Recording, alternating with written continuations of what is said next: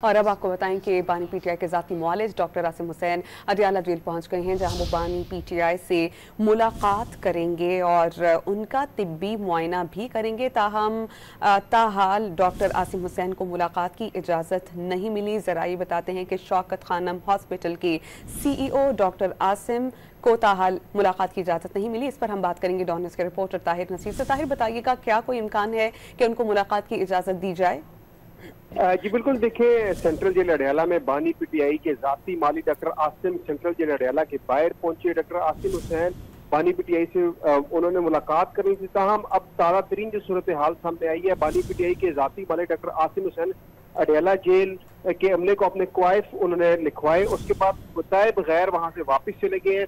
जराये का ये कहना है कि डॉक्टर आसिम ने सिक्योरिटी अमले को क्वाइफ तो नोट करवाए थे, लेकिन उसके बाद बगैर बताए वहां से वापस चले गए। डॉक्टर आसिम हुसैन बानी पीटीआई की तबीब मायने के लिए अडयाला जेल के बाहर पहुंचे थे और उनकी मुलाकात ही जो सिक्योरिटी पर मामूर अमला था, उन्होंने इनके क्वाइफ नोट किए, लेकिन क्वाइफ नोट करने के फौरन बाद डॉक्टर आसिम जो है वो वहां पे जो एहलकार खड़े थे उनको बताए बगैर वापस रवाना हो चुके और उनकी मुलाकात नहीं हो सकी। जी बहुत शुक्रिया, आप हमें अपडेट कर रहे थे ताहिर।